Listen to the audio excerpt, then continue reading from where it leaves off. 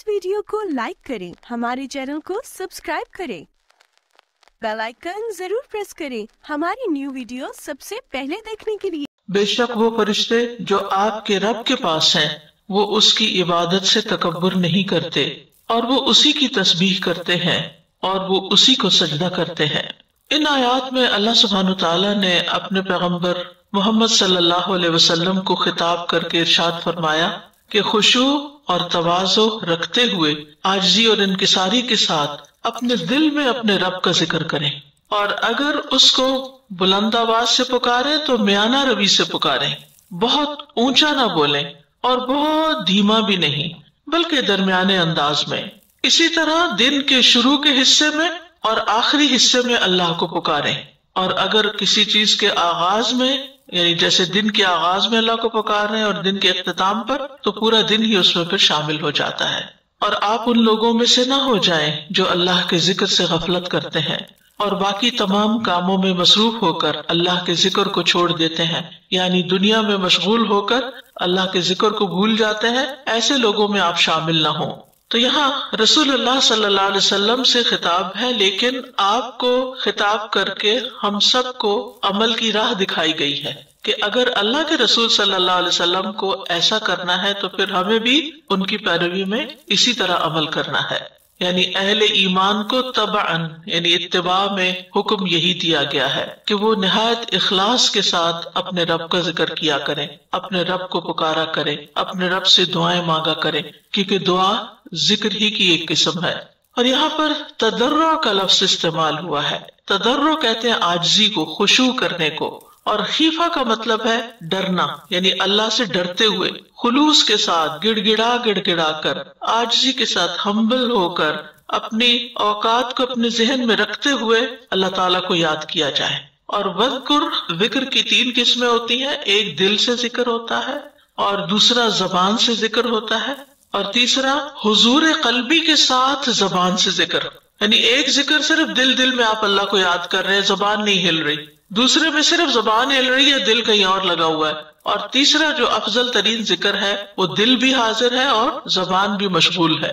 वदून अल जहरी मिनल कौल, यानी बात को धीमा रखते हो। जहर कहते बहुत ऊंची आवाज में बात करना, यानी चीख चिल्ला के नहीं पुकारो। यानी या तो दिल में पुकारो, दिल ही दिल में याद करो, और अगर जबान को इस्तेमाल करना है तो धीमे अंदाज में। बिल गुदुव्वी वल आसाल, गुदु से मुराद फजर यानी सुबह की नमाज का आखिरी हिस्सा है, और आसाल से मुराद असर से मगरिब तक का वक्त है। यानी फजर की नमाज से लेकर सूरज निकलने तक का वक्त बड़ा अहम होता है, और इसी तरह असर की नमाज से लेकर मगरिब तक का वक्त बड़ा अहम होता है। तो इससे मुराद ये दोनों मखसूस औकात भी हो सकते हैं, और इन औकात की नमाजें भी मुराद हैं। और इसी तरह सुबह शाम मुहावरतन भी इस्तेमाल होता है। सुबह शाम अल्लाह का जिक्र करो, क्या मतलब होता है? यानी हर वक्त अल्लाह का जिक्र करो। वला तकुम मिनल गाफिलीन, और गाफिलों में शामिल ना हो, क्योंकि गफलत अल्लाह ताला को भूलने का नाम है, अल्लाह सुब्हानहू तआला की तरफ से एराज करने का नाम है। तो जो लोग गाफिल हो गए और सिर्फ दुनिया में मशगूल हो गए, वो खसारे में पड़ गए और नाकाम हो गए। गफलत दुनिया के कामों में हो, वो भी नुकसान देती है। मसलन आपने दूध बॉयल करने के लिए रखा और उससे गाफिल हो गए, क्या हुआ? गिर गया। सिर्फ गिर नहीं गया, अगर ज्यादा गाफिल हो गए तो पैन भी जल गया, चूल्हा भी खराब हो गया। हाथ में क्या आया?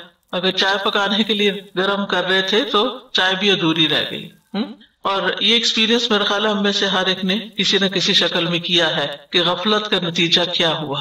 इसी तरह आपने पौधे लगाए और उनसे गाफिल हो गए, पानी देना भूल गए, तो क्या हुआ? पौधे जल गए। तो जिस भी चीज से इंसान गाफिल होता है, फिर उसका अंजाम नुकसान ही होता है, खसारा होता है। थोड़ी गफलत थोड़ा नुकसान, ज्यादा गफलत ज्यादा नुकसान। और अगर दुनिया के मामलात में इंसान गफलत करके नुकसान उठाता है, तो सोचिए अल्लाह के जिक्र से, अल्लाह की याद से गाफिल होकर कितना बड़ा नुकसान करता है। इसलिए हम सबको अलर्ट रहने की जरूरत है। इस आयत में बुनियादी तौर पर जिक्र के कुछ आदाब बताए गए हैं कि किस तरह जिक्र करना चाहिए, और इसमें सबसे ज्यादा जो अहम चीज है वो इखलास है कि अमल को, यानी जो कहा ना दून अल जहर, ऊंचा ऊंचा नहीं करो, दिखा के नहीं करो। तो जब इंसान کوئی کام چھپا کے کرتا ہے تو اس میں اخلاص زیادہ ہوتا ہے. جب اس کی شہرت کر دیتا ہے تو پھر وہ سب کی نظروں میں آ جاتا ہے اور انسان کی بھی بعض اوقات نیت خراب ہو جاتی ہے. اور دوسرا یہ کہ عاجزی کے انداز پر ہو، یعنی مانگنے والا ہمیشہ عاجز ہوتا ہے. تو جب اللہ تعالیٰ کی ہم عبادت کریں اس وقت بھی خوش ہو، اور جب اللہ تعالیٰ سے کچھ دعا کریں تو اس وقت تو بہت ہی عاجزی کی ضرورت ہے کہ ہم محتاج ہیں، ہم مسکین ہیں، ہم ضرورت مند ہیں. ضرورت مند سر چڑھ کے نہیں بولتا، ضرورت مند چیختا چلاتا نہیں ہے، بلکہ جس سے اس کی ضرورت ہوتی ہے اس کے سامنے اس کی آواز بھی نہیں نکلتی، اس کے لیے بولنا بھی مشکل ہو جاتا ہے. تو مراد یہ کہ خوف اور خشیت کی حالت میں، یعنی خیفہ بھی ہے اس میں اور عاجزی بھی ہے، دونوں چیزوں کا کمبینیشن ہونا چاہیے کہ پتہ نہیں میرا یہ اس انداز سے مانگنا اللہ تعالیٰ کو پسند بھی ہے یا نہیں، پتہ نہیں میری دعا قبول ہوتی بھی ہے یا نہیں، یعنی یہ ڈر بھی دل میں ہونا چاہیے. اور ویسے بھی اللہ تعالیٰ سے ڈرتے ہی رہنا چاہیے کہ اللہ بڑا ہے اور ہم چھوٹے ہیں. جس کو ہم بڑا مانتے ہیں اس کا ایک قدرتی طور پر ہمارے دل میں رعب یا خوف بھی ہوتا ہے. اور پھر یہاں واضح طور پہ بتا دیا کہ بہت زیادہ اونچی آواز میں چلا چلا کے ذکر نہیں ہونا چاہیے. تو ہمارے معاشرے میں ذکر کی وہ قسمیں جو رائج ہیں جس میں ایک طوفان اٹھا لیا جاتا ہے سر پہ اور اتنا زور زور سے چلایا جاتا ہے اور پھر کورس کی شکل میں مل کے کچھ الفاظ ریپیٹ کرتے ہیں لوگ، تو یہ سنت سے ثابت نہیں اور قرآن کی بھی تعلیم کے خلاف ہے. اس سے بچنا چاہیے. اور پھر یہ کہ ذکر کی اعلیٰ قسم اختیار کرنی چاہیے اور وہ ہے دل اور زبان دونوں کا استعمال، اور کبھی غفلت اختیار نہیں کرنی چاہیے. جہاں تک آواز کو بلند کرنے کا تعلق ہے تو اس میں ہم دیکھتے ہیں سنت سے جو ہمیں بات پتہ چلتی ہے. ابو موسیٰ اشعری کہتے ہیں کہ ایک سفر میں ہم رسول اللہ صلی اللہ علیہ وسلم کے ساتھ تھے. جب ہم کسی وادی میں اترتے تو لا الہ الا اللہ اور اللہ اکبر کہتے اور ہماری آواز بلند ہو جاتی. اب ظاہر ہے زیادہ سارے لوگ ہوں اور مل کے جب آواز بلند کرے تو زیادہ ہو جائے گی. اس پر نبی صلی اللہ علیہ وسلم نے فرمایا لوگوں اپنی جانوں پہ رحم کرو، کیونکہ تم کسی بہرے یا غائب کو نہیں پکار رہے بلکہ وہ تو تمہارے ساتھ ہے، بے شک وہ تو بہت سننے والا اور بہت قریب ہے.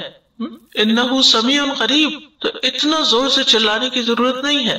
پھر اسی طرح دل کی حاضری کیوں ضروری ہے؟ رسول اللہ صلی اللہ علیہ وسلم نے فرمایا قبولیت کے یقین کے ساتھ دعا مانگا کرو اور جان لو کہ بے شک اللہ غافل اور لہو لعب میں مشغول دل کی دعا قبول نہیں کرتا. یعنی دل کسی اور ہی خیال میں ہے اور زبان سے صرف چند الفاظ دہرانے ہیں تو درست نہیں. اور جہاں تک یقین کا تعلق ہے اور اعتماد کا تعلق ہے تو نبی صلی اللہ علیہ وسلم نے فرمایا کوئی شخص اس طرح دعا نہ کرے کہ کہے کہ اللہ اگر تو چاہے تو میری بخشش کر دے، نہیں چاہے تو نہ صحیح، اگر چاہے تو مجھ پہ رحم کر، چاہے تو مجھے روزی دے. ظاہر اللہ چاہے گا تو دے گا لیکن ہم تو پورے یقین سے مانگے نا. فرمایا بلکہ پختگی کے ساتھ سوال کرنا چاہیے کیونکہ اللہ جو چاہتا ہے وہی کرتا ہے، کوئی اس پر جبر نہیں کر سکتا، زبردستی نہیں کر سکتا. ہم زبردستی اللہ سے اپنا کام نہیں نکلوا سکتے. تو ہمیں عاجزی اور خوف کے ساتھ پکارتے ہوئے اس امید کے ساتھ رہنا چاہیے کہ اللہ تعالیٰ دعا سننے والا ہے. پھر فرمایا ان الذین عند ربک لا یستکبرون عن عبادتہ ویسبحونہ ولہ یسجدون. یہاں فرشتوں کی صفات بتائی جا رہی ہیں. جب اللہ سبحانہ وتعالیٰ نے بندوں کو کثرت کے ساتھ ذکر کا حکم دیا تو پھر اس کے بعد فرشتوں کی مثال پیش کی کہ وہ کیسی عبادت کرتے ہیں، وہ کیسا ذکر کرتے ہیں. اور جب کسی کا نمونہ ہمارے سامنے آتا ہے نا تو ہمارے اندر دیکھ کے یا سن کے اس کے بارے میں ایک شوق پیدا ہوتا ہے کہ اچھا اللہ تعالیٰ ان کی تعریف کر رہے ہیں اور ان کا وصف بیان کر رہے ہیں تو ہمیں بھی اپنے اندر ایسا ہی وصف لانا چاہیے تاکہ ہم بھی اللہ تعالیٰ کے پسندیدہ ہوں. تو یوں اللہ تعالیٰ نے فرشتوں کا حال بیان کر کے ہمیں ترغیب دلائی ہے. نمبر 1، فرشتے کیا کرتے ہیں کہ اللہ کے پاس جتنے فرشتے ہیں وہ تکبر نہیں کرتے، ان کے اندر کوئی تکبر نہیں. رائی کے دانے برابر تکبر بھی انسان کے لیے خطرناک ہے.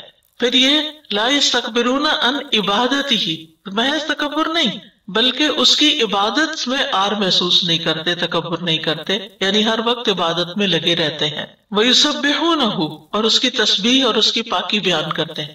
تسبیح کا لفظ تو ہم بہت بولتے ہیں لیکن ہمیں یہ سمجھ نہیں آتی کہ تسبیح ہے کیا چیز. تسبیح ہوتی ہے اللہ سبحانہ وتعالیٰ کو ہر عیب اور نقص کمی سے پاک قرار دینا. اور وہ بحمدہ ہی اگر ہو، جیسے عام طور پہ ہم پڑھتے ہیں سبحان اللہ و بحمدہ، تو صرف عیب اور نقص کی نفی کرنا مراد نہیں بلکہ اس کی اچھی صفات پر اس کی تعریف بھی کرنا. وَلَهُ يَسْجُدُونَ، اور وہ اسی کو سجدہ کرتے ہیں. یوں نہیں کہا وَيَسْجُدُونَهُ بلکہ فرمایا وَلَهُ يَسْجُدُونَ، صرف اسی کو ہی سجدہ کرتے ہیں. يُسَبِّحُونَهُ وَلَهُ يَسْجُدُونَ، دونوں میں فرق ہے.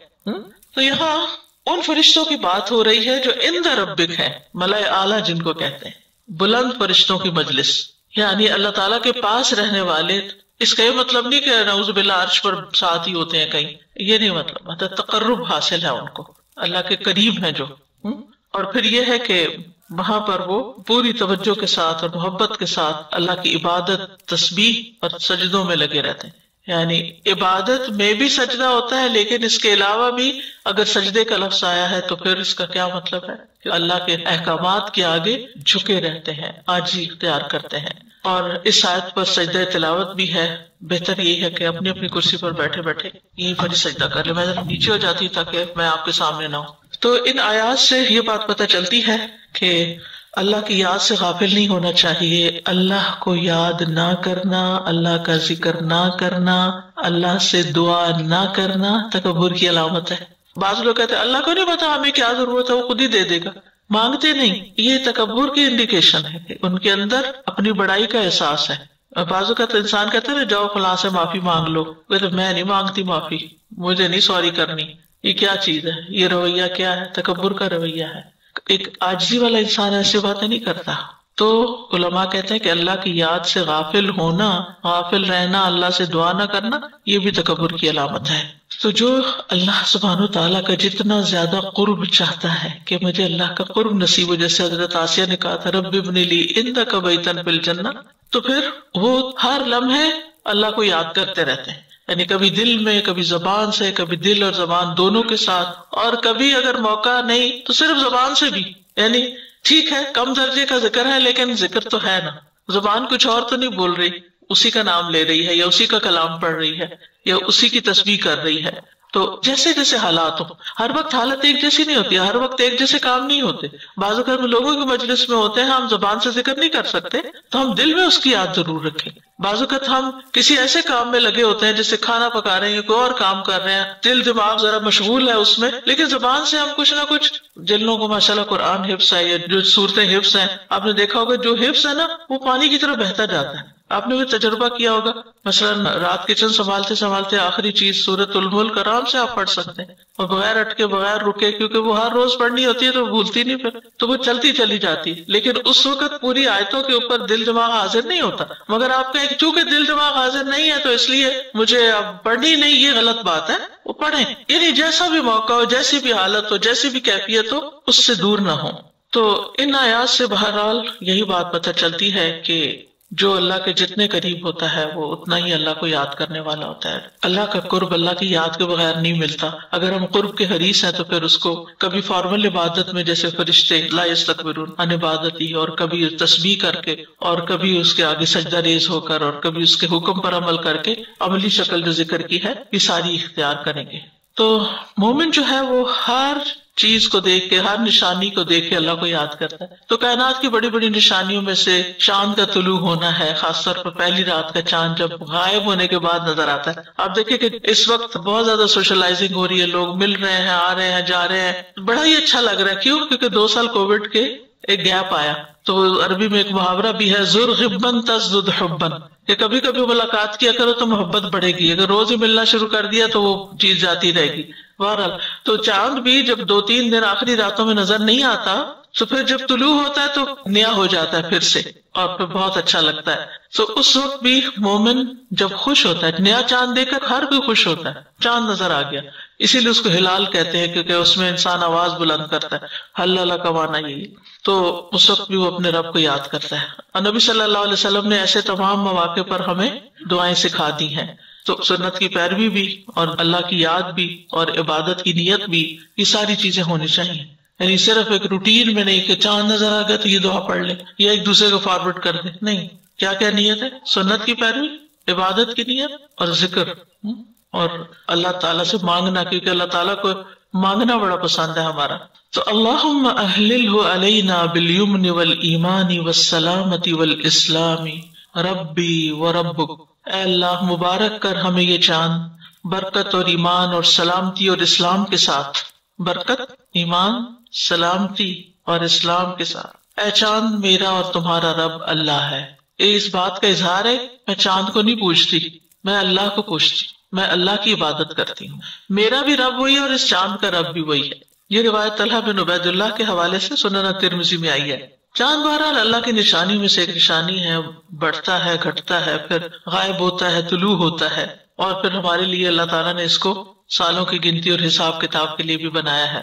پھر چاند کو دیکھ کر ہی ہم روزہ رکھتے ہیں اور چاند کو دیکھ کر ہی ہم افطار کرتے ہیں۔ صوموا لرؤیتہ وافطروا لرؤیتہ، تو روزہ افطار کرنے کی دعا ہے، ذهب الظمأ وابتلت العروق وثبت الاجر انشاء اللہ، پیاس بجھ گئی، رگیں تر ہو گئی، اور اللہ نے چاہا تو اجر بھی ثابت ہو گیا۔ یہ سنن نبی داؤد کی روایت ہے ابن عمر سے۔ اور روزہ جس کو اللہ توفیق دے، بہترین عبادت ہے۔ آج تھرسڈے ہے، کئی آپ میں سے خوش قسمت روزے سے ہوں گے۔ ابو ہریرہ کہتے ہیں کہ رسول اللہ صلی اللہ علیہ وسلم نے فرمایا، اللہ تعالیٰ فرماتا ہے کہ ابن آدم کا ہر نیک عمل خود اسی کے لیے ہے سوائے روزے کے، کیونکہ وہ خاص میرے لیے ہے اور میں ہی اس کا بدلہ دوں گا۔ اس ذات کی قسم جس کے ہاتھ میں محمد صلی اللہ علیہ وسلم کی جان ہے، روزہ دار کے منہ کی بو اللہ کے نزدیک مسک کی خوشبو سے بھی زیادہ بہتر ہے۔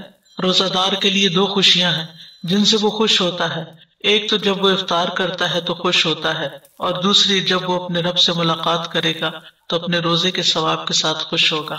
ہم میں سے ہر کوئی چاہتا ہے کہ اللہ تعالیٰ سے ملاقات کرے تو اللہ تعالیٰ ہم سے خوش ہو جائیں۔ تو اللہ کو خوش کرنے والے کاموں میں اور ملاقات کے وقت جس سے خوشی ہوگی وہ ان میں سے ایک روزہ ہے۔ اللہ تعالیٰ ہمیں توفیق عطا کرے کہ ہم فرض کے علاوہ نوافل کا بھی اہتمام کریں۔ پھر اسی طرح روزہ کھلوانے والے کے لیے دعا ہے، افطر عندکم الصائمون واکل طعامکم الابرار وتنزلت علیکم الملائکہ، روزے دار تمہارے ہاں افطار کیا کریں، یعنی ہم نے تو افطار کیا اور بھی روزے دار، کیونکہ روزہ کھلوانے کا ثواب بھی بہت زیادہ ہے، جو کھلواتا ہے اس کو پورے روزے کا اجر مل جاتا ہے، اور یہ صرف رمضان میں نہیں، رمضان کے علاوہ بھی ہے۔ نیک صالح لوگ تمہارا کھانا کھایا کریں تاکہ وہ کھانا کھائیں اور ان کی جسم میں قوت اور جان بنے، اس سے جو عبادت اور نیکی کا کام کرے وہ تمہارے لیے صدقہ جاریہ بنے۔ اور رحمت کے فرشتوں نے تم پر نزول کیا، یعنی جب انسان کوئی نیکی کا کام کرتا ہے، روزہ کھلواتا ہے، یا لوگ اللہ کی خاطر جمع ہوتے ہیں، انسان ان کو کچھ کھلاتا پلاتا ہے، اور خاص طور پر اس طرح کا موقع تو ایسی مجلسوں میں پھر فرشتے بھی حاضر ہوتے ہیں۔ پھر لیلۃ القدر کی دعا ہے، اللہم انک عفو تحب العفو فاعف عنی، اے اللہ تو معاف کرنے والا ہے، معافی کو پسند کرتا ہے، بس تو مجھے معاف کر دے۔ عفو کا مطلب کیا ہے؟ بہت زیادہ معاف کرنے والا۔ ہم دن میں کتنی غلطیاں کرتے ہیں، کتنی دفعہ بھولتے ہیں، کتنی خطائیں کرتے ہیں، لیکن اللہ تعالیٰ ہمیں پکڑتا نہیں، درگزر کرتا چلا جاتا ہے، اور اس کو یہ پسند ہے کہ لوگوں کو معاف کرے، یعنی اس کو سزا دینا پسند نہیں ہے، اس کو معاف کرنا پسند ہے۔ اور اللہ تعالیٰ کی اس صفت کا واسطہ دے کر ہم اللہ سے معافی کی درخواست کرتے ہیں، فاعف عنی، کہ اللہ تعالیٰ آپ مجھے معاف کر دیں، میری غلطیوں کو معاف کر دیں۔ لیکن اس کے لیے ایک شرط ہے، وہ یہ کہ آپ بھی بندوں کو معاف کیا کریں، کیونکہ معاف کرنا اللہ تعالیٰ کو پسند ہے۔ کچھ لوگ دلوں میں ایسی باتیں رکھ چھوڑتے ہیں کہ معاف نہیں کرتے، اور وہ انہی کی وجہ سے پھر جب وہ کسی سے ملاقات بھی کرتے ہیں تو ڈھنگ سے نہیں کرتے، صاف دل کے ساتھ نہیں ملتے، وہ پرانی باتیں یاد رکھتی۔ ٹھیک ہے، انسان ہرٹ ہوتا ہے، کئی چیزیں تکلیف دیتی ہیں، اندر رہ جاتی ہیں، لیکن پھر بھی انسان کو معاف کر دینا چاہیے۔ جتنے زیادہ مشکل ہو معاف کرنے میں اتنا ہی بڑا اجر ہے۔ قرآن مجید میں آتا ہے، الا تحبون ان یغفر اللہ لکم، کیا تم نہیں چاہتے کہ اللہ تعالیٰ تمہیں معاف کر دے؟ یہ روایت حضرت عائشہ کی ہے، وہ کہتی ہے میں نے عرض کیا اللہ کے رسول صلی اللہ علیہ وسلم مجھے بتائیے اگر میں لیلۃ القدر پہچان لوں تو میں کیا کہوں؟ تو آپ نے ان کو یہ دعا سکھائی۔ تو اس سے یہ پتہ چلتا ہے کہ انتہائی قبولیت کے مواقع پر اس کو پڑھنا چاہیے۔ لیلۃ القدر کی دعا تو ہے ہی، لیکن اس کا یہ مطلب نہیں کہ اس کے علاوہ کہیں نہیں پڑھ سکتے۔ آپ سجدے میں پڑھ سکتے ہیں، آپ اذان اور اقامت کے بیچ میں پڑھ سکتے ہیں، آپ تہجد کے وقت پڑھ سکتے ہیں، آپ حج عمرے پہ پڑھ سکتے ہیں، یعنی یہ ان دعاؤں میں سے ہے جو بڑی ہی اہمیت کی حامل ہے۔ اور لیلۃ القدر تو آپ کو معلوم ہے کہ جو اس رات کی خیر سے محروم رہا وہ ہر خیر سے محروم رہا۔ پھر اس کے بعد سجدہ تلاوت کی دعائیں، سجد وجہی للذی خلقہ وشق سمعہ وبصرہ بحولہ وقوتہ، میرا چہرہ اس ذات کے لیے سجدہ ریز ہے جس نے اس کو پیدا کیا، یعنی یہ چہرہ اللہ کے آگے کیوں جھکے؟ کیونکہ اللہ ہی نے تو اس کو بنایا ہے، اور اپنی طاقت اور اپنی قوت سے اس کی سماعت اور اس کی بصارت بنائی۔ سبحان اللہ، کس طرح آنکھیں لگائیں، کس طرح یہ ایک پوری سخت ہڈی کے اندر سے پراپر اتنی ہی شیپ کے خول رکھے اور ان کے اندر اتنی نازک نازک آنکھیں سما دی، اور پھر کان سائڈ پر رکھے کہ ہر طرف کی آوازیں ہم نے سننی ہوتی ہیں۔ اگر صرف سامنے ہوتے تو پیچھے کی آواز سننا کتنا مشکل ہوتا۔ ابھی ہوتا ہے نا کہ اسپیکر کو اگر ایک طرف کو رخ دے دیں تو دوسری طرف آواز نہیں جاتی، تو بہرحال اللہ سبحانہ تعالیٰ نے اپنی خاص رحمت سے ہمیں یہ جسم عطا کیا ہے، لہٰذا شکرانے کے طور پر، یعنی سجدے کو اور نماز کو احسان جتا کے نہیں بلکہ شکر ادا کرنے کے طور پر ادا کریں۔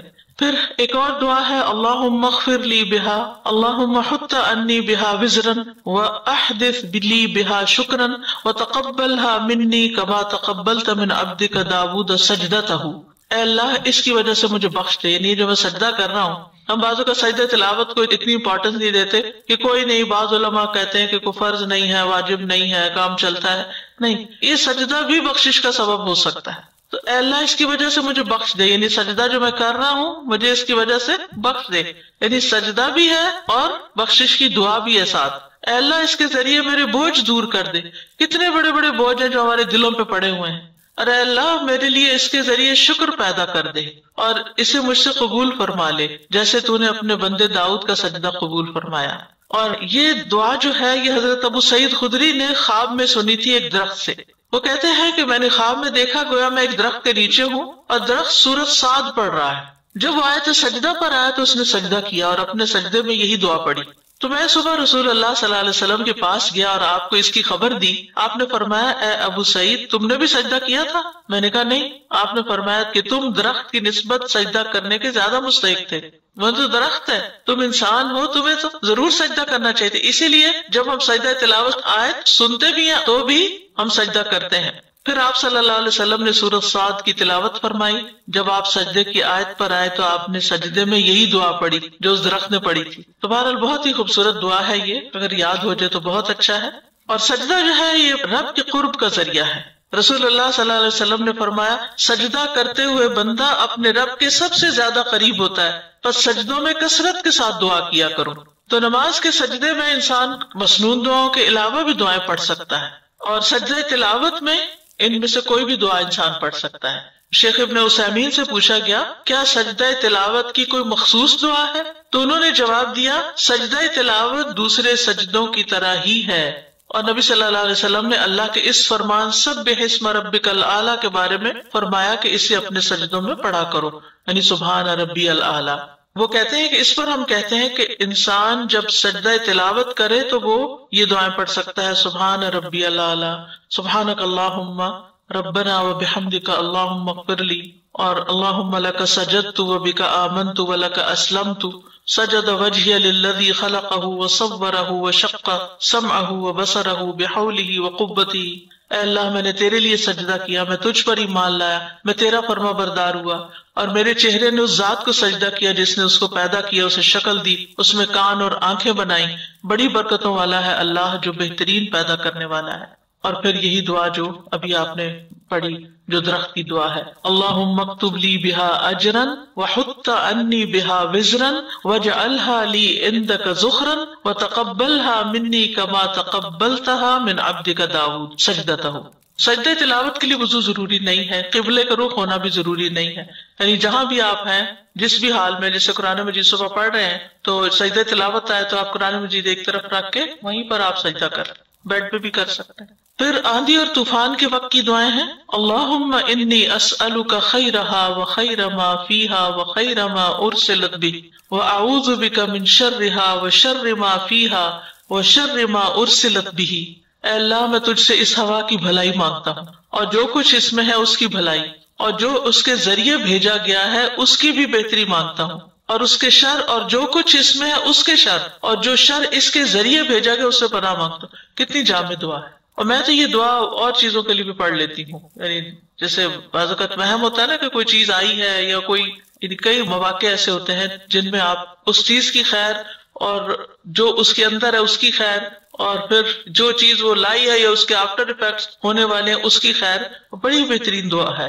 پھر اسی طرح یہ ہے کہ ہوا کو گالی نہیں دینی چاہیے، ہوا کو برا بھلا نہیں کہنا چاہیے۔ ابو ہریرہ بیان کرتے ہیں میں نے رسول اللہ صلی اللہ علیہ وسلم سے سنا، آپ فرماتے تھے ہوا اللہ کی رحمت میں سے ہے۔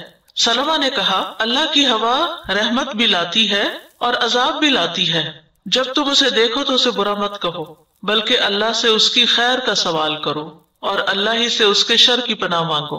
ٹھیک ہے، خیر کا سوال کرو، اس کے شر سے پناہ مانگو. کیونکہ آپ دیکھیے کہ جب بہت بارشیں ہوتی ہیں تو پہلے تو ہوائیں چلتی ہے، اور بادلوں کو لانے والی بھی ہوائیں ہی ہوتی ہیں، اور پھر ان کے ساتھ بارشیں اور بارشوں کے ساتھ سیلاب اور یہ ساری چیزیں آ جاتی ہیں.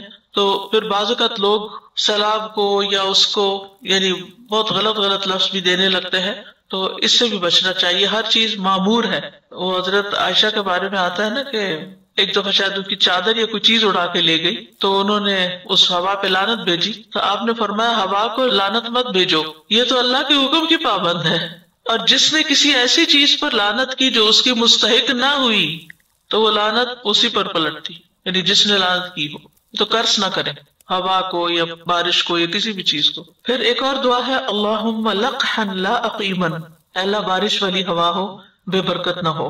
جب آندھی چلتی تھی تو رسول اللہ صلی اللہ علیہ وسلم یہی دعا کرتے تھے کہ آندھی کے ذریعے پولینیشن بھی ہوتی ہے، ایک جگہ کے بیج اڑ کے دوسری جگہ گرتے ہیں اور پھر آگے گروتھ ہوتی ہے، اور اس کے ساتھ ساتھ یہ کہ درخت بھی اکھاڑ کے چلی جاتی ہے، لگے ہوئے پودے بھی اڑا دیتی ہے. تو ایسی صورت میں انسان کو خیر ہی مانگنی چاہیے کہ اللہ اس کے ذریعے برکت آئے، اس کے ذریعے گروتھ ہو، نہ کہ یہ جڑ کاٹ دے، بے برکت نہ ہو. لقح بارش کو بھی کہتے ہیں، یا اللہ یہ ہوا بارش لائے نہ کہ بادل اڑا کے لے جائے. پھر بجلی کی کڑک سن کے تسبیح کرنی چاہیے. سبحان الذی یسبح الرعد بحمدہ والملائکۃ من خیفتہ، پاک ہے وہ ذات کہ بادل کی گرج جس کی حمد کے ساتھ اس کی تسبیح کرتی ہے اور فرشتے بھی اس کے خوف سے تسبیح کرتے ہیں. عبداللہ بن زبیر کی یہ روایت ہے کہ جب وہ کڑک سنتے تھے تو باتیں کرنا چھوڑ دیتے تھے، یعنی جب بادل گرج رہے ہوتے تھے تو باتیں نہیں کرتے تھے اور یہ دعا پڑھنا شروع کر دیتے تھے. پھر بارش طلب کرنے کے لیے دعائیں، یعنی اگر بارش نہیں ہو رہی تو پھر دعا مانگیں. اللہم اسق عبادک و بہائمک وانشر رحمتک واحی بلدک المیت، اے اللہ اپنے بندوں اور اپنے جانوروں کو پانی پلا، اپنی رحمت عام کر دے اور اپنی خشک زمین کو تر و تازہ کر دے.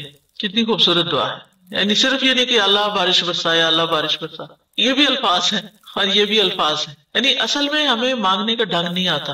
ہم کہتے ہیں ہماری دعا قبول نہیں ہوتی، لیکن بات یہ کہ کمی ہمارے اندر ہی ہوتی ہے کہ ہمیں طریقہ ہی نہیں آتا. تو الفاظ کا صحیح استعمال اور خوبصورت استعمال جو ہے وہ بھی اللہ کی رحمت لاتا ہے. تو اے اللہ اپنے بندوں اور اپنے جانوروں کو پانی پلا، تو بارش آئے گی تو پانی پیئیں گے نا. اپنی رحمت عام کر دے، بارش رحمت بھی ہے. اپنی خشک زمین کو تر و تازہ، زمین کی بھی خیر خائی اور بندوں کی بھی اور جانوروں کی بھی، سب کو اپنی بات کوئی نہیں کی کہ اللہ ہمیں پانی پلا، باقی سب کی خیر چاہیے. تو آپ سب کی خیر چاہے، خیر آپ کی طرف لازمی پلٹے گی. سب کی خیر میں ہماری خیر ہے کیونکہ ہم اس کا حصہ ہیں. اگر ہم نعمتوں کو ابیوز کرتے ہیں تو وہ دراصل اپنے آپ کے لیے مصیبت کھڑی کر رہے ہیں. نبی صلی اللہ علیہ وسلم جب بارش کے لیے دعا کرتے تو یہ الفاظ استعمال کرتے تھے. پھر ایک اور دعا ہے اللہم اسقنا اللہم اسقنا اللہم اسقنا، اے اللہ ہم پر بارش برسا، ہمیں سیراب کر دے، اے اللہ ہم پر بارش برسا، اے اللہ ہم پر بارش برسا. انس بن مالک کہتے ہیں کہ ایک آدمی جمعے کے دن مسجد نبوی میں اس دروازے سے داخل ہوا جو ممبر کے بالکل سامنے تھا، جبکہ رسول اللہ صلی اللہ علیہ وسلم کھڑے ہو کر خطبہ دے رہے تھے. تو وہ رسول اللہ صلی اللہ علیہ وسلم کے سامنے آ کر کھڑا ہو گیا، کہنے لگا اللہ کے رسول صلی اللہ علیہ وسلم، مال مویشی ہلاک ہو گئے، راستے ٹوٹ پھوٹ گئے، آپ اللہ سے دعا کریں کہ اللہ تعالیٰ بارش برسائے.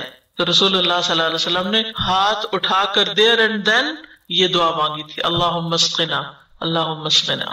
اور ایک اور دعا بھی ہے اللہم اسقنا غیثا مغیثا مریئا نافعا غیر ضار عاجلا غیر آجل، اے اللہ ہم پر بارش برسا ازہد مفید، مددگار، بہترین انجام والی جو شادابی لائے، نفع دینے والی ہو نہ کہ نقصان دینے والی، جلد آنے والی ہو نہ کہ دیر سے آنے والی. یعنی بہترین دعا ہے یہ بھی. اور یہ جابر بن عبداللہ کی روایت ہے، وہ کہتے ہیں کہ رسول اللہ صلی اللہ علیہ وسلم کے پاس کچھ لوگ بارش نہ برسنے کی وجہ سے روتے ہوئے آئے. یہاں تو چونکہ اکثر بارش اور یہ سب موسم آتے رہتے ہیں بہت فریکوینٹلی، تو ہمیں ان لوگوں کی تڑپ اور طلب اور ضرورت کا احساس بھی شاید نہ ہو کہ جو صحرائی علاقوں میں رہتے ہیں. تو وہ روتے ہوئے آپ کے پاس آئے تو آپ نے پھر یوں دعا فرمائی.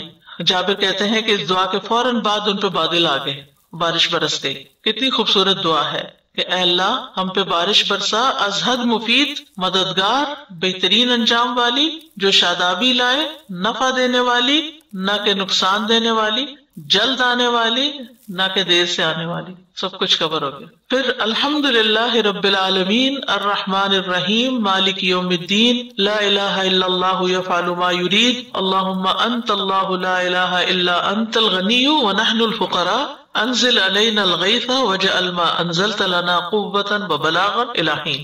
تمام تعریف اللہ کے لیے جو سب جہانوں کا رب ہے، بے حد مہربان، نہایت رحم والا، قیامت کے دن کا بادشاہ. اللہ کے سوا کوئی معبود نہیں، وہ کرتا ہے جو وہ چاہتا ہے. اے اللہ تو ہی اللہ ہے، تیرے سوا کوئی معبود نہیں. تو غنی ہے اور ہم محتاج ہیں. ہم پہ بارش برسا اور جو تو برسائے اسے ایک مدت تک ہمارے لیے قوت اور مقاصد کے حصول کا ذریعہ بنا. یعنی جو بارش آئے وہ دیر تک فائدہ پہنچائے، صرف آنے جانے والی نہ ہو. حضرت عائشہ کہتی ہیں اس دعا کے بارے میں کہ لوگوں نے رسول اللہ صلی اللہ علیہ وسلم سے بارش نہ ہونے کی شکایت کی. آپ نے ممبر رکھنے کا حکم دیا اور وہ عیدگاہ میں رکھا گیا. عیدگاہ بڑی جگہ تھی جہاں زیادہ لوگ جمع ہو سکتے تھے، اور آپ نے لوگوں سے ایک ایسے دن کا وعدہ کیا جس میں وہ سب نکلیں گے، سارے کی ساری بستی باہر آئے گی. حضرت عائشہ کہتی ہیں کہ اس وقت رسول اللہ صلی اللہ علیہ وسلم تشریف لائے جب سورج کا کنارہ ظاہر ہو گیا، یعنی سورج نکل آیا. آپ نے ممبر پر بیٹھ کر اللہ تعالیٰ کی تکبیر کہی، اللہ تعالیٰ کی حمد و ثنا بیان کی. پھر فرمایا تم نے اپنے علاقوں کے خشک ہونے اور بارش کی آمد کے زمانے میں تاخیر کی شکایت کی ہے، اور یقیناً اللہ تعالیٰ نے تمہیں حکم دیا ہے کہ تم اس سے دعا کرو. وقال ربکم ادعونی استجب لکم، اور اس نے تم سے وعدہ کیا کہ وہ تمہاری دعا قبول کرے گا. اور پھر یہی دعا فرمائی جس میں شروع میں الحمدللہ رب العالمین الرحمن الرحیم مالک یوم الدین، اور اس کے آگے بھی. پھر حضرت عمر کی بھی ایک دعا ہے، اللہم اجعل رزقہم علی رؤوس الجبال، اے اللہ ان کے رزقوں کو پہاڑوں کی چوٹیوں میں پیدا کر دے. وہ کیا چیز ہے؟ عبداللہ ابن عمر کہتے ہیں جو حضرت عمر کے بیٹے ہیں کہ حضرت عمر نے قحط سالی کے سال کہا جو شدید قحط کا سال تھا، اور عمر رضی اللہ عنہ نے دیہاتیوں کی امداد کے لیے کوئی کسر نہ چھوڑی تھی. اونٹوں، گیہوں، تیل اور تمام قسم کی پیداوار سے مدد کی. ظاہر ایمرجنسی کی سچویشن تھی، ایمرجنسی ریلیف تھا ایک طرح سے. یہاں تک کہ تمام پیداوار قحط کی وجہ سے خشک ہو گئی. اس وقت حضرت عمر دعا کرنے لگے، اللہم اجعل رزقہم علی رؤوس الجبال، اے اللہ ان کے رزقوں کو پہاڑوں کی چوٹیوں میں پیدا کر دے. یعنی برف برسا اور بادل آئیں، کیونکہ پہاڑی علاقے میں کبھی آپ رہے ہو تو وہاں پر زیادہ آتے ہیں بادل، اور پھر وہاں جب بارش برستی ہے تو پھر وہ پانی وہاں نہیں رہتا، بہہ کے نیچے دریاؤں میں آ جاتا ہے. جو دور رس سوچا نا. راوی کہتے ہیں تو اللہ سبحانہ تعالیٰ نے ان کی اور تمام مسلمانوں کی دعا قبول کر لی. جب پانی برسا تو حضرت عمر نے کہا الحمدللہ، اللہ کی قسم اگر وہ اس آفت کو دور نہ کرتا، یعنی اللہ تعالیٰ یہ قحط دور نہ کرتا، تو میں ہر کھاتے پیتے مسلمان گھرانے میں ان کے گھر والوں کی تعداد کے برابر محتاجوں کو بٹھا دیتا. جتنی غذا کی مقدار پر ایک شخص آرام سے رہتا ہے، اتنی مقدار میں 2 لوگ ہلاکت سے محفوظ ہو سکتے ہیں. یعنی سارے غریبوں کو امیروں پہ بانٹ دیتا کہ خود بھی کھائیں ان کو بھی کھلائیں. کیسی کیسی تدبیریں کرتے تھے تاکہ یہ لوگ ہلاکت سے بچ جائیں. ذرا کھانا پینا جو ہے وہ انسان کی بنیادی ضرورت ہے. بارش برس رہی ہو تو دعا کرنی چاہیے. ویسے تو اس وقت دعا قبول ہوتی ہے، کوئی بھی دعا کر سکتے، لیکن اللہم صیبا نافعا، اے اللہ نفع والی بارش برسا.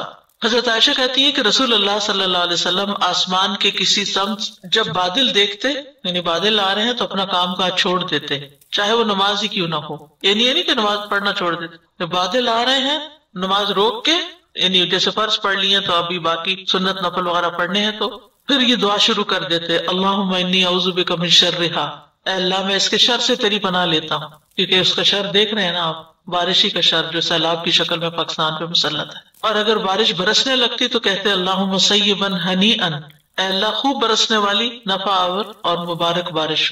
پھر شادی کے موقع پر نئے جوڑے کے لیے دعائیں ہیں، بارک اللہ لک وبارک علیک وجمع بینکما فی خیر، اللہ تمہیں برکت دے، تم پر اپنی برکت نازل فرمائے اور تم دونوں کو خیر کے ساتھ اکٹھا رکھے. ابو ہریرہ کہتے ہیں کہ رسول اللہ صلی اللہ علیہ وسلم جب کسی کو اس کی شادی کی مبارکباد دیتے تو اس طرح فرماتے تھے. پھر ایک اور دعا بھی ہے، اللہم بارک لہم وبارک علیہم، اللہم بارک لہم وبارک علیہم، اللہ انہیں برکت دے اور ان پر برکت نازل فرما دے. عقیل بن ابی طالب کی روایت ہے، انہوں نے قبیلہ بنو جشم کی ایک خاتون سے شادی کی. لوگوں نے مبارک کے طور پر کہا بالرفاء والبنین، تمہاری آپس میں موافقت بھی ہو اور تمہیں بیٹے نصیب ہوں. جیسے عام طور پر ہمارے ہاں بھی ایسی دعائیں دی جاتی ہیں. عقیل رضی اللہ عنہ نے کہا اس طرح نہ کہو بلکہ ایسے کہو جیسے رسول اللہ صلی اللہ علیہ وسلم نے فرمایا اللہم بارک لہم وبارک علیہم، اس میں سب کچھ آ جاتا ہے، موافقت، بچے، سب نعمتیں زندگی کی۔ پھر ازدواجی تعلق کے وقت کی دعا ہے بسم اللہ اللہم جنبنا الشیطان وجنب الشیطان ما رزقتنا، اللہ کے نام سے، یعنی اس وقت بھی اللہ کو نہیں بھولنا، اے اللہ ہمیں شیطان سے دور رکھ اور شیطان کو اس سے دور رکھ جو تو ہمیں عنایت فرمائے، یعنی ہماری اگر اس ملاپ سے اولاد تو ہمیں عطا کر تو اس اولاد کو شیطان سے دور رکھنا، شیطان سے بچا لینا۔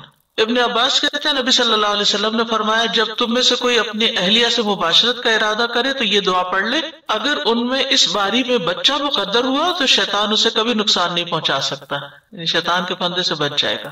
لیکن عام طور پر ہم بہت سے مواقع پر غافل ہو جاتے ہیں، جبکہ رسول اللہ صلی اللہ علیہ وسلم نے کوئی موقع ایسا نہیں چھوڑا کہ جس کے متعلق دعا نہ سکھائی ہو، کہ اللہ کی مدد کے ساتھ، اللہ کے ذکر کے ساتھ۔ پھر بچے کی ولادت کے موقع پر دعا ہے اللہم بارک لہو، اے اللہ اس کو برکت دے۔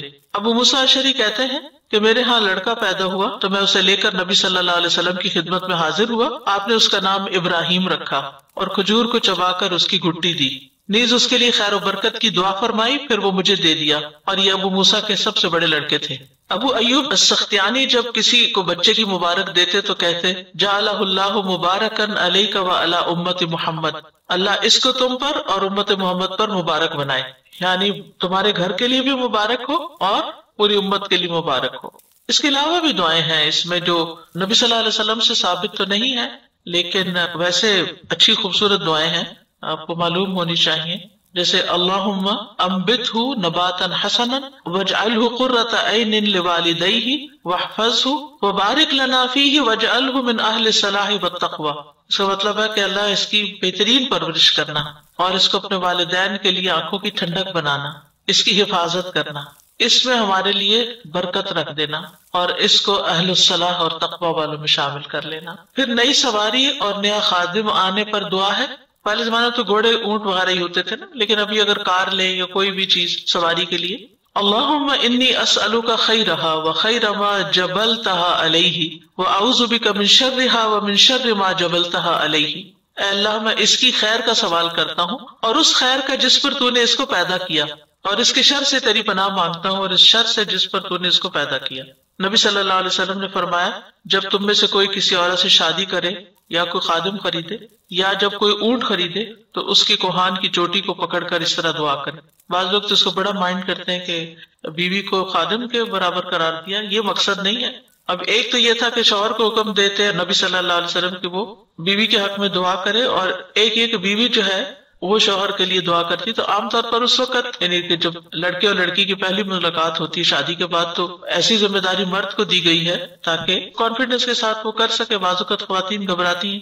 نئے گھر میں داخل ہونے کی دعا، ویسے تو آپ کہیں بھی داخل ہوں، کہیں بھی جائیں، وہاں پر آپ یہ پڑھ سکتے ہیں، لیکن اگر خاص طور پر نیا گھر لیا آپ نے یا رینٹ پر بھی نئی جگہ جا رہے ہیں، ربی انزلنی منزلا مبارکا وانت خیر المنزلین، اے میرے رب مجھے بابرکت جگہ پر اتارنا اور تو اتارنے والوں میں سب سے بہترین ہے۔ سلف صالحین سے مروی ہے کہ وہ اس دعا کو گھر میں داخل ہوتے وقت، مسجد میں داخل ہوتے وقت اور کسی مجلس میں حاضر ہوتے وقت پڑھا کرتے تھے۔ بینک گئے ہیں، کسی اسکول گئے ہیں، کسی بھی جگہ گئے ہیں، آپ اس کو پڑھ سکتے ہیں۔ حضرت علی رضی اللہ عنہ سے مروی ہے کہ جب وہ مسجد میں داخل ہوتے تو یہ دعا پڑھا کرتے تھے، ربی انزلنی منزلا مبارکا وانت خیر المنزلین۔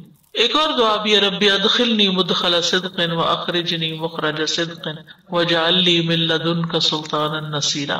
کسی جگہ رکنے کا ارادہ ہو، اعوذ بکلمات اللہ التامات من شر ما خلق، اللہ کے تمام کلمات کے ساتھ میں پناہ لیتا ہوں ہر اس چیز کے شر سے جو اس نے پیدا کی۔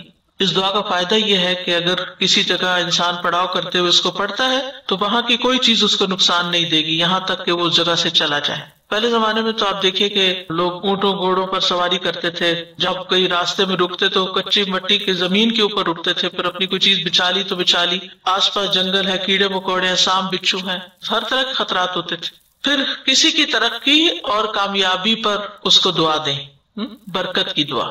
رسول اللہ صلی اللہ علیہ وسلم نے فرمایا جب کسی کو اپنے بھائی کا وجود یعنی اس کا فگر یا اس کا مال پسند آئے، کوئی چیز اس نے خریدی ہے، کوئی پراپرٹی، کوئی گھر، کوئی فرنیچر، کوئی کچھ، تو اس کے لیے برکت کی دعا کرے، کیونکہ نظر لگ جانا برحق ہے، تو ہم دوسروں کی خوشی پر خوش ہوں، ان کو فائدہ پہنچانے والے ہوں، نہ کہ حسد کر کے ان کو نقصان دینے والے۔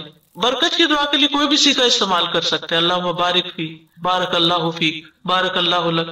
اگر چیز ہے تو بارک اللہ فیک، یعنی اس چیز میں اللہ تعالیٰ تمہارے لیے برکت ڈال دے۔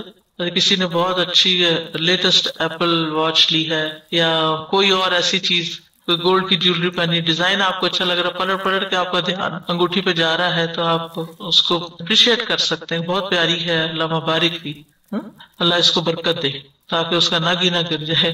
پھر اسی طرح وقت میں بھی برکت کی دعا کرنی چاہیے، وقت میں، اور یہ ہم سب کے لیے بڑی ضروری ہے، ہر وقت دوڑ لگی ہوتی۔ اللہم انا نسألک صلاح الساعات والبرکۃ فی الاوقات، اے اللہ ہم تجھ سے گھڑیوں کی اصلاح کا سوال کرتے ہیں، یعنی ایک ایک لمحے کی اصلاح کا، کہ ہمارے لیے سیدھا رہے، اور اوقات کی برکت کا سوال کرتے ہیں۔ پھر ہے اللہم لا تدعنا فی غمرۃ ولا تأخذنا علی غرۃ ولا تجعلنا من الغافلین، اے اللہ ہمیں ہماری غفلت میں نہ چھوڑنا، ہمیں ہماری بے خبری میں نہ پکڑ لینا کہ ہم غافل بیٹھے اور موت آ جائے، اور ہمیں غافل لوگوں میں سے نہ بنانا، غافلوں میں شامل نہ کرنا۔ پھر اطاعت میں مددگار دعائیں، کہ اللہ سبحانہ وتعالیٰ کی ہم اطاعت کریں، فرما برداری کریں، اچھے اچھے کام کریں۔ یہ معاویہ بن قرہ کی دعا ہے، حجاج اسود سے مروی ہے، وہ کہتے ہیں میں نے معاویہ بن قرہ کو یہ کہتے ہوئے سنا، اللہم ان الصالحین انت اصلحتہم ورزقتہم ان عملوا بطاعتک فرضیت عنہم، اے اللہ جو نیک لوگ ہیں تو نے ہی ان کی اصلاح کی ہے، تو نے ہی ان کو نیک بنایا ہے، تو نے ہی ان کو توفیق دی ہے کہ انہوں نے تیری اطاعت کے ساتھ عمل کیا ہے، بس تو ان سے راضی بھی ہو گیا ہے، خوش قسمت ہے۔ اللہم فکما اصلحتہم فاصلحنا، اللہ جیسے تو نے ان کی اصلاح کی ہے نا تو ہماری بھی کر دے۔ وَكَمَا رَزَقْتَهُمْ أَنْ عَمِلُوا بِطَاعَتِكَ، اور جیسے تو نے انہیں توفیق دی ہے کہ تیری اطاعت کا کام کرے، فَرَضِيتَ عَنْهُمْ، پھر تو ان سے راضی ہو گیا، فَارْزُقْنَا، تو ہمیں بھی توفیق دے، أَن نَعْمَلَ بِطَاعَتِكَ، کہ ہم تیری اطاعت کے مطابق کام کریں، وَارْضَ عَنَّا، اور تو ہم سے راضی بھی ہو جائے۔ کتنی خوبصورت دعا ہے نا، کہ ہم بجائے اس کے کہ دوسروں کو دیکھ کے صرف انوی کرتے رہیں کہ یہ تو اتنے بڑے بڑے کام کر لیتے ہیں، اتنے اچھے اچھے کام، تو کچھ بھی نہیں کر رہے، پتہ نہیں ہم کب کریں گے، اور اپنے آپ کو کوسنا شروع کر دیں۔ کبھی اپنے آپ کو کوسے مت، ٹھیک ہے اپنا محاسبہ ضرور کریں، لیکن خواہ مخواہ کوس کے اور منفی باتیں کر کے اپنے morale کو ڈاؤن نہ کریں، بلکہ توفیق مانگے اللہ سے کہ اللہ انہوں نے اچھے کام کیے، تو نے ان کو توفیق دی، تو ان سے راضی ہو گیا، ہمیں بھی توفیق دے، ہم بھی اچھے کام کریں تو ہم سے بھی راضی ہو جائے۔ عربی نہیں یاد ہوتی نہ سے اردو میں مانگ لیں، ٹھیک ہے نا۔ پھر ہے اللہم اعزنی بطاعتک، اے اللہ مجھے اپنی اطاعت کے ساتھ عزت بخش، کیونکہ بعض اوقات ہم اللہ کی اطاعت کا کام چھوڑ دیتے ہیں کہ شاید وہ کرنے سے ہماری عزت نہیں ہوگی، یا لوگ ہمیں کوئی ویلیو نہیں دیں گے، یا لوگ ہمیں رسپیکٹ نہیں دیں گے، یا لوگ ہمیں حقیر سمجھیں گے۔ ہم نے حجاب کر لیا یا ہم نے کوئی دین کی بات کر لی تو لوگ شاید ہمیں معمولی انسان سمجھیں، لیکن اے اللہ ہم ہر موقع پہ ہر جگہ تیری اطاعت کریں، اور اس اطاعت کے ساتھ تو ہمیں عزت دے۔ وَلَا تُخْزِنِي بِمَعْصِيَتِكَ، اور اپنی نافرمانی کے ساتھ ذلیل نہ کرنا، کیونکہ الٹیمیٹلی تو اللہ ہی کے پاس جانا ہے نا، اور اگر اللہ کو ناراض کر کے گئے تو پھر قیامت کے دن رسوائی رسوائی ہے۔ اللہم ارزقنی مواساة من قطرت علیہ رزقک بما وسعت علی من فضلک، اے اللہ جس کا تو نے رزق تنگ کیا ہے مجھے ان کی غمخواری کی توفیق عطا فرما، اس وجہ سے کہ تو نے اپنا فضل مجھ پہ فراخ کیا ہے۔ اللہ تو نے مجھے دیا ہے، مجھے توفیق دے کہ جن کو نہیں دیا میں ان کا غم ہلکا کر سکوں۔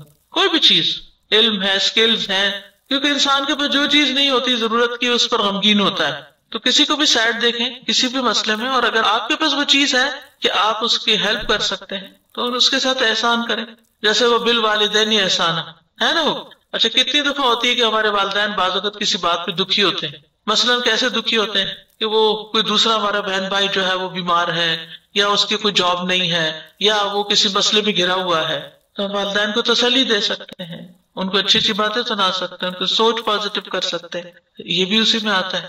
اسی طرح یعنی انسان احسان کرتا ہے اپنے مال کے ساتھ، اپنے علم کے ساتھ، اپنی سکلز کے ساتھ، اپنے وقت کے ساتھ، اور اپنی جاہ کے ساتھ۔ جاہ کا مطلب ہوتا ہے منصب۔ بعض اوقات اللہ تعالیٰ آپ کو اپنے خاندان کے اندر ایک ایسا مقام دیتا ہے کہ دوسرے لوگ آپ کی بات سنتے ہیں، آپ روٹھوں کو منا سکتے ہیں، آپ اصلاح کر سکتے ہیں۔ ہوتا ہے نا خاندان کے کچھ لوگ ایسے تو ان کا ایک روب ہوتا ہے اگر آپ ان میں سے ایک ہیں کہ آپ کو بڑی آپا سمجھ کے یا خالہ ماسی سمجھ کے اگر آپ کی کوئی بات سننے کو تیار ہے تو آپ اپنا وہ جو ایک منصب ہے یا اپنا ایک مقام جو ہے اس کو استعمال کرتے ہوئے دوسروں کے کام آئیں. یعنی اس میں بھی بخل نہیں کرنی چاہیے کہ اگر آپ کسی کی کوئی ہیلپ کر سکیں. ابو معاویہ کہتے ہیں میں نے سعید بن اسلم کو یہ حدیث بیان کی، یہ جعفر بن محمد کی دعا میں سے ہے، تو انہوں نے کہا یہ معزز لوگوں کی دعا ہے. پھر ہے ایک اور دعا، اشفنی من النوم بالیسیر وجعل سحری فی طاعتک، اے اللہ مجھے تھوڑی نیند کے ساتھ تسلی اور اطمینان عطا فرما. تھوڑا سا سونا بھی کافی ہو، کیونکہ پھر ہم اپنے اوپر ترس کھاتے رہتے، آج نیند کم، آج دیر سے سوئے، آج جلدی اٹھ گئے، آج نیند نہیں پوری ہوئی. اور پھر ہر کام کے اندر وہ ایک عجیب سی چیز رہتی ہے، آج سوئے نہیں نا اس لیے چہرہ اترا ہوا، آج سوئے نہیں اس لیے یہ نہیں کام ہو سکا، آج سوئے نہیں. تو بہرحال ابراہیم سے مروی ہے کہ حمام بن منبہ اپنے سجدے میں یہ دعا کیا کرتے تھے کہ اللہ مجھے تھوڑی نیند کے ساتھ تسلی اور اطمینان عطا فرما، یعنی مجھے تھوڑی نیند کافی ہو جائے اور میری بیداری کی حالت کو اپنی اطاعت میں لگا دے، جتنی دیر میں جاگوں میں تیری فرما برداری کرتا رہوں. اور کہتے ہیں کہ وہ تھوڑی ہی دیر سویا کرتے تھے اور بیٹھے بیٹھے ہی بس سوتے تھے اور پھر جاگ کر اپنے کام کیا کرتے تھے. اصل میں دعاؤں کی وجہ سے تقدیر بدل جاتی ہے، دعاؤں کی وجہ سے انسان کی ساری زندگی تبدیل ہو جاتی ہے. ہم اس کو معمولی چیز سمجھتے ہیں، ہم یقین کے ساتھ نہیں کرتے، ہمارا طریقہ ٹھیک نہیں ہوتا، ورنہ اللہ تعالیٰ کے خزانوں میں کمی نہیں ہے، وہ سب کچھ دے سکتا ہے. میں کہہ رہی تھی استاذہ کہ دعا دراصل کنیکشن ہے نا اللہ تعالیٰ کے ساتھ، اللہ تعالیٰ کے ساتھ کمیونیکیشن ہے، ہماری ایک طرح سے گفتگو کہہ لیں اللہ تعالیٰ کے ساتھ یاد ہے کا ذریعہ ہے. بالکل. تو جتنی دعا کریں گے اتنا ہی زیادہ اللہ ہی کو یاد کر رہے ہیں، اللہ ہی سے سب کچھ مل رہا ہے، تو اس سے اللہ تعالیٰ کے ساتھ محبت میں اضافہ ہوتا ہے. تو واقعی یہ اتنی خوبصورت بات ہے نا، یہ جو اشفی من النوم قلیل، یہ تو میں بھی اکثر جو ہے مجھے یہ عربی نہیں پتا تھی، لیکن میں بہت کم سونے کا اگر کبھی ایسا ہوتا تھا تو میں اللہ تعالیٰ سے دعا کرتی تھی کہ یہ جو 10-15 منٹ کی جو نیپ ہے نا اللہ تعالیٰ مجھے اس کے بعد بالکل فریش کر دیجیے. تو الحمدللہ یہ ساری جتنی بھی دعائیں نا اس وقت یہ ہماری چھوٹی چھوٹی ضروریات کی ہیں، جن کے لیے شاید ہم بہت پریشان رہتے ہیں، لیکن اللہ تعالیٰ کے ساتھ یہ ہمارا تعلق کتنا مضبوط کرتی ہیں یہ دعائیں. بالکل. اصل میں جو کچھ کرنے والے ہیں نا اور جو زندگی کی قیمت سمجھتے ہیں وہ زیادہ سونے کو بھی باعث نقصان سمجھتے ہیں. وہ کہتے ہیں کہ وقت ضائع ہوا ہے، اور ہوتا ہے، سستی اور غفلت چھاتی ہے اس سے. آپ دعا کرتی ہیں کہ تھوڑے کھانے سے پیٹ بھر جائے اور تھوڑی نیند سے تھکاوٹ اتر جائے. ویری گڈ، بہت اچھی دعا ہے. پھر فہم القرآن میں مددگار دعائیں، ربی زدنی علما، اے میرے رب میرے علم میں اضافہ فرما. رب اشرح لی صدری، اے میرے رب میرے لیے میرا سینہ کھول دے. اللہم یا معلم ابراہیم علمنی و یا مفہم سلیمان فہمنی، اے ابراہیم علیہ السلام کو تعلیم دینے والے رب مجھے بھی تعلیم دے، اور اے سلیمان علیہ السلام کو فہم عطا کرنے والے رب مجھے فہم عطا کر. ابن تیمیہ رحمہ اللہ کو جب کوئی مسئلہ مشکل ہو جاتا، یعنی کوئی چیز سمجھنا مشکل ہو جاتی، تو وہ ان الفاظ میں دعا کیا کرتے تھے. یعنی سبق مشکل ہے، کانسیپٹ سمجھ نہیں آیا، یاد نہیں ہو رہا سبق، پھر نیک ساتھی پانے کی دعا، چاہے شادی کے لیے ہو، چاہے دوست ہو، چاہے نیبرز ہو، کچھ بھی. اللہم ارزقنی جلیسا صالحا، اے اللہ مجھے اچھا رفیق عطا کر، یعنی جن کے ساتھ میں بیٹھوں وہ صالح لوگ ہوں. علقمہ کہتے ہیں کہ جب میں شام آیا تو میں نے 2 رکعت نماز پڑھی اور یہ دعا کی، اے اللہ مجھے کوئی نیک ساتھی عطا فرما. پھر میں کچھ لوگوں کے پاس آیا اور ان کی مجلس میں بیٹھ گیا. تھوڑی ہی دیر کے بعد ایک بزرگ آئے اور میرے پاس بیٹھ گئے. میں نے پوچھا یہ بزرگ کون ہے؟ لوگوں نے بتایا یہ ابو درداء رضی اللہ عنہ ہے. اس پر میں نے عرض کیا میں نے اللہ سے دعا کی تھی کہ کوئی نیک ساتھی مجھے عطا کر، تو اللہ تعالیٰ نے آپ کو مجھے عطا کر دیا. ایک صحابی سے ملاقات ہو جانا کوئی معمولی شرف نہیں. پھر برے پڑوسی سے بچنے کی دعا، اللہم انی اعوذ بک من جار السوء فی دار المقامہ فإن جار البادیۃ یتحول، اے اللہ میں اپنی مستقل رہائش کے برے پڑوسی سے تیری پناہ چاہتا ہوں، کیونکہ خیمہ نشین کا پڑوسی تو ادھر ادھر منتقل ہو جاتا ہے. یعنی جو صحرا میں آپ کیمپنگ پہ گئے ہیں اور اگر آپ کے ساتھ کسی نے کیمپ لگایا اپنا، تو تنگ بھی ہیں آپ ان سے 2 دن بعد چلی جانا ہے. لیکن اگر آپ نے پرماننٹ گھر کہیں خریدا ہے یا ایک گھر کے اندر آپ کے لوگ رہ رہے ہیں ساتھ اور ان سے کوئی تکلیف ہے تو بڑی مشکل ہو جاتی ہے. چھینک کے وقت کی دعا ہے الحمدللہ علی کل حال.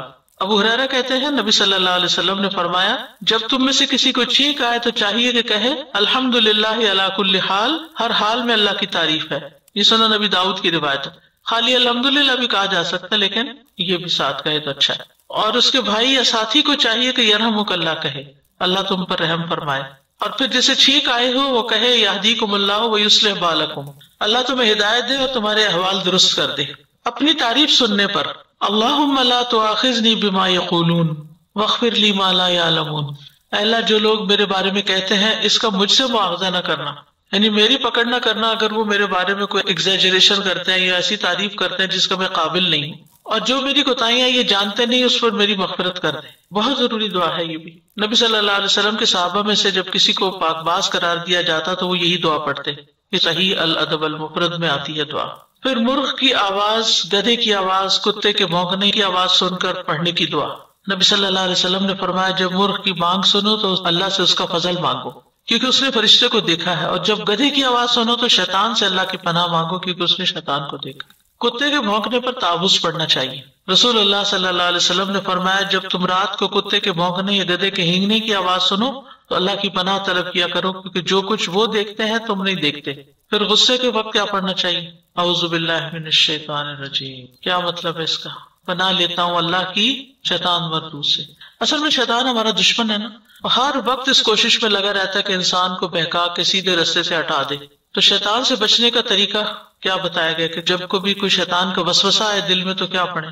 اعوذ باللہ من الشیطان الرجیم، اللہم انی اعوذ بک من ہمزات الشیاطین، یا ربی اعوذ بک من ہمزات الشیاطین واعوذ بک ربی ان یحضرون، اور پھر الحمدللہ الذی رد کیدہ الی الوسوسہ، ٹھیک ہے، اور 3 دفعہ یہ پڑھ کے اپنے دل پہ پھونکے اعوذ باللہ السمیع العلیم من الشیطان الرجیم من ہمزہ ونفخہ ونفثہ۔ اگر بہت وسوسے آتے ہیں تو اس کو معمول بنا لیجیے ہر نماز کے بعد پڑھ کے اپنے اوپر دم کرنے کا۔ تو بات یہ کہ انسان کو شیطان کسی وقت بھی نہیں چھوڑتا، ہمیشہ اس کو سیدھے راستے سے ہٹا کے غلط رخ پہ ڈالنا چاہتا ہے۔ کبھی اس کے اندر فخر پیدا کر دیتا ہے، کبھی سرکشی میں اس کو آمادہ کر دیتا ہے، کبھی اس کے اندر غصے کی آگ بھڑکا دیتا ہے، اور کبھی انسان کے اندر حسد، بغض اور کینہ پیدا کر دیتا ہے، کبھی انسان انا کا شکار ہو جاتا ہے۔ یہ ساری چیزیں انسان کو دوزخ کے راستے پہ لے جانے والی، کیونکہ وہ اپنا ساتھی بنانا چاہتا ہے۔ اور شیطان کے مقابلے میں انسان جو ہے بعض اوقات کمزور پڑ جاتا ہے، لیکن جب اللہ سے مدد لیتا تو فتح حاصل کر لیتا، اس پر طاقتور ہو جاتا ہے۔ تو ایک تو ہمیں ہر وقت چوکنا بھی رہنا چاہیے، اور اگر کوئی برا خیال آئے، کوئی بدگمانی آئے کسی کے بارے میں تو فوراً تعوذ اعوذ باللہ من الشیطان الرجیم پڑھنی چاہیے۔ تو انسان جب اللہ تعالیٰ کی پناہ لیتا ہے تو پھر اس وقت انسان محفوظ قلعے میں آ جاتا ہے، اور جس کے ساتھ اللہ ہو اس سے بڑی تو کوئی نعمت اور دولت ہی نہیں۔ تو جب کسی کو غصہ آئے تو آپ اس کو بھی کہہ سکتے ہیں اعوذ باللہ پڑھو، یا خود پڑھنا شروع کر دیں۔ بعض خواتین پوچھتی ہیں کہ جب ہسبینڈ کو غصہ آئے تو کیا کریں؟ وہ جو بھی ہے بھڑکایا تو آپ نہیں ہے، تو اس لیے اعوذ باللہ آپ بھی پڑھ لیں، کیونکہ کسی کو غصہ نہیں آتا جب تک آپ غصہ نہیں دلاتے، ٹھیک ہے؟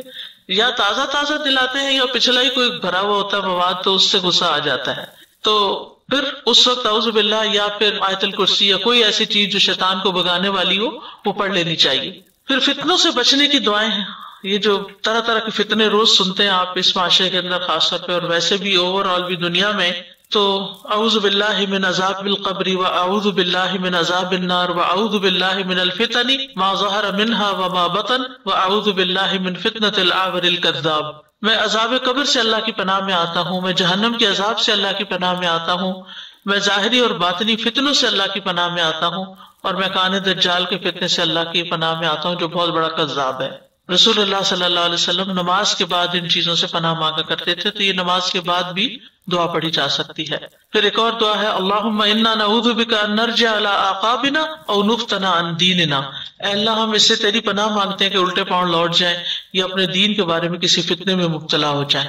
تو اس کے بارے میں بھی دعا کرنی چاہیے اللہ تعالیٰ سے کہ ہم دین کو نہ چھوڑیں، کیونکہ بعض اوقات شیطان انسان کو غلط راستے پہ ڈال دیتا ہے۔ پھر ایک اور بھی ہے اللہم اجعلنی من اعظم عبادک نصیبا فی کل خیر تقسمہ الغداة ونورا تہدی ورحمتا تنشرها ورزقا تبسطہ وضرا تکشفہ وبلاء ترفعہ وفتنة تصرفها۔ اے اللہ مجھے اپنے تمام بندوں سے زیادہ بڑے نصیبے والا بنا دے، ہر اس خیر میں جو آج صبح تو تقسیم کرے، اور وہ نور جو تو عطا کرے، اور وہ رحمت جس کو تو پھیلا دے، اور وہ رزق جس کو تو وسیع کر دے، اور وہ تکلیف جس کو تو دور کر دے، اور وہ آزمائش جس کو اٹھا کر تو ختم کر دے، اور وہ فتنہ جس کو تو پھیر دے۔ یہی چیزیں تو ہمیں پریشان کرتی ہیں، تو یہ سب چیزیں ہو گئی۔ یہ حضرت ابن عمر کی دعا ہے۔ حضرت ابن عمر جب صبح ہوتی تھی تو یہ دعا پڑھتے تھے۔ یہ دعائیں کچھ میں نے اس طرح کی بھی شامل کر لی جو نبی صلی اللہ علیہ وسلم کی نہیں، یہ بتانے کے لیے کہ جب ہم اپنے الفاظ میں بھی دعا مانگتے ہیں یا کوئی اچھی دعا آپ کو مانگنی آتی ہے اور آپ کسی کو لکھ کے دے دیتے ہیں یا اس کو سکھا دیتے ہیں، چاہے وہ آپ کی اردو زبان میں کیوں نہ ہو، تو اس کی گنجائش موجود ہے. یعنی بعض اوقات کوئی دعا آتی ہے تو فٹ اس پہ لوگ لکھنا شروع کر دیتے ہیں ضعیف ہے، یہ ثابت نہیں ہے، یہ فلاں. تو میں ہمیشہ ایک ہی جملہ بولتی ہوں، دعا تو دعا ہے. قرآن میں آئی دعا سر آنکھوں پر، نبی صلی اللہ علیہ وسلم نے بتائی سر آنکھوں پر. لیکن اگر اللہ کے کسی نیک بندے سے اللہ نے کوئی دعا کہلوا دی تو وائی ناٹ کہ ہم بھی ان الفاظ میں مانگ لیں. نبی صلی اللہ علیہ وسلم نے تو درخت کی مانگی ہوئی دعا بھی پڑھ لی تھی. کیا یہ دلیل کافی نہیں ہے؟ تو وہ درخت سجدہ کرتے وہ سجدے کی دعا پڑھ رہا تھا، تو نبی صلی اللہ علیہ وسلم نے بھی پھر وہی دعا مانگی. آپ نے تو یہ نہیں کہا کہ نہیں یہ میری دعا نہیں ہے اور یہ تو درخت کی دعا ہے، کوئی آر نہیں محسوس کی. اچھے الفاظ میں جو مسنون صحیح دعا ہو، جو سنت کے مطابق اس کی شرائط پوری ہوتی ہو، کوئی شرکیہ بات نہ ہو. کیونکہ کچھ لوگ اللہ سے مانگنے کے بجائے غیر اللہ سے مانگنا شروع کر دیتے ہیں. ان چیزوں سے ضرور بچنا ہے، یا غیر اللہ کے واسطے دینا شروع کر دیتے ہیں، ان چیزوں سے بچنا ہے. لیکن اچھی دعا جو اللہ ہی سے مانگی جا رہی ہے اس میں کوئی حرج نہیں، اپنے الفاظ میں بھی. اسی طرح تحفہ دینے والے کے لیے دعا ہے جزاک اللہ خیرا، اللہ تجھے اچھا صلہ عطا فرمائے. رسول اللہ صلی اللہ علیہ وسلم نے فرمایا جس کے ساتھ اچھا سلوک کیا گیا اور اس نے اس نیکی کرنے والے سے جزاک اللہ خیرا کہا، تحقیق اس نے اس کی پوری تعریف کر دی، یعنی ایک طرح سے بدلہ دے دیا. سیدنا جابر کہتے ہیں رسول اللہ صلی اللہ علیہ وسلم نے فرمایا جسے کوئی عطیہ دیا جائے، کوئی گفٹ ملے، تو اگر اسے میسر ہو تو اس کا بدلہ دے دے، اور اگر نہیں، واپس لوٹانے کو کوئی چیز نہیں، تو اس کی مدح و ثنا کر دے، دینے والے کی تعریف کر دے. اور جس نے اپنے محسن کی مدح کی اس نے اس کا شکریہ ادا کیا، اور جس نے اس کے احسان کو چھپایا اس نے اس کی ناشکری کی. اور جزاک اللہ خیرن کہنا جو ہے یہ ایک طرح سے احسان کا بدلہ دینا ہے. یہ تو تھی دعائیں. اس کے علاوہ دن بھر کچھ نہ کچھ تسبیحات بھی کیا کریں. نبی صلی اللہ علیہ وسلم نے فرمایا صبح کو تم میں سے ہر شخص کے جوڑ پر صدقہ واجب ہو جاتا ہے. ایک دفعہ سبحان اللہ کہنا صدقہ ہے، الحمدللہ کہنا صدقہ ہے، لا الہ الا اللہ کہنا صدقہ ہے، اللہ اکبر کہنا صدقہ ہے، نیکی کی تلقین صدقہ ہے، برائی سے روکنا صدقہ ہے. اور ان ساری چیزوں کے بدلے میں 2 رکعت نماز چاشت سب چیزوں کا صدقہ ہے، سارے جوڑوں کا صدقہ ہے، اس کو کفایت کرتی. رسول اللہ صلی اللہ علیہ وسلم دن میں کثرت سے پڑھتے تھے سبحان اللہ و بحمدہ استغفر اللہ واتوب الیہ. جو دن میں 100 بار سبحان اللہ و بحمدہ پڑھے گا اس کے گناہ معاف کر دیے جائیں گے. لا الہ الا اللہ افضل ذکر ہے، ایک تسبیح اس کی کر لے. پھر اسی طرح سبحان اللہ والحمد للہ ولا الہ الا اللہ واللہ اکبر. نبی صلی اللہ علیہ وسلم نے فرمایا 4 کلمات سب سے افضل ہیں، جس کلمے سے بھی شروع کرو کوئی حرج نہیں، چاہے پہلے الحمدللہ پڑھ لو یا اللہ اکبر یا سبحان اللہ، اٹس اوکے. پھر یہ گناہوں کو جھاڑنے والے کلمات ہیں الحمدللہ و سبحان اللہ ولا الہ الا اللہ واللہ اکبر. حدیث میں آتا ہے کہ اس سے گناہ ایسے جھڑتے ہیں جیسے سوکھے درخت سے پتے جھڑتے ہیں. کہ لا حول ولا قوت الا باللہ کیا ہے؟ جنت کے خزانوں میں سے ایک خزانہ ہے. آپ نے فرمایا کیا میں تمہاری ایسے خزانے کی طرف رہنمائی نہ کروں؟ پھر میزان میں بھاری کلمات سبحان اللہ و بحمدہ سبحان اللہ العظیم. اور پھر ہے کفارہ مجلس کی دعا سبحانک اللہم و بحمدک اشہد ان لا الہ الا انت استغفرک و اتوب الیک.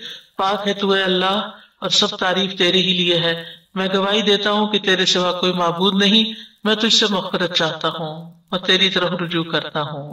رسول اللہ صلی اللہ علیہ وسلم نے فرمایا جو شخص کسی مجلس میں بیٹھے اور اس سے بہت سی لغو اور بےہودہ باتیں بھی ہو جائیں، وہ اپنی مجلس سے اٹھ جانے سے پہلے یہ پڑھ لے، یعنی یہ دعا پڑھ لے، تو اس کی اس مجلس میں ہونے والی لغزشیں معاف کر دی جاتی ہیں. ایک اور روایت میں آتا ہے حضرت عائشہ کہتی ہیں رسول اللہ صلی اللہ علیہ وسلم جب کسی مجلس میں بیٹھتے یا نماز ادا کرتے تو کچھ کلمات ادا فرماتے. تو عائشہ رضی اللہ عنہا نے آپ سے ان کلمات کے بارے میں پوچھا تو آپ نے فرمایا اگر وہ اچھی بات کرے گا تو یہ کلمات قیامت تک کے لیے مہر بند ہو جائیں گے، یعنی ان پہ مہر لگ جائے گی. یعنی اس مجلس میں ہم نے جو کچھ پڑھا سنا آج تک جو قریب و مجیب سیریز میں، وہ کیا ہے؟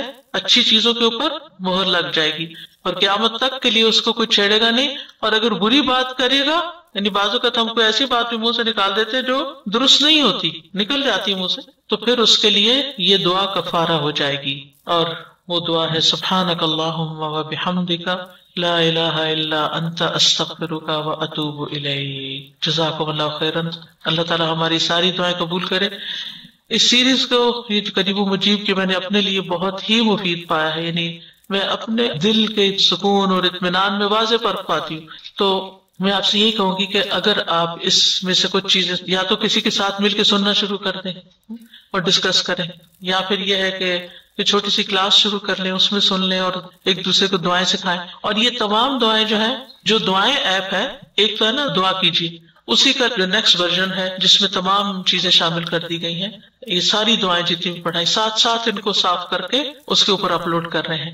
اور یہ پورے لیکچرز بھی اس ایپ میں موجود ہیں. ٹھیک ہے، تو اگر وہ ایپ آپ کے پاس ہے تو یہ پورا خزانہ آپ کو مل جائے گا، کہیں جانے کی ضرورت نہیں. ٹھیک، انشاءاللہ.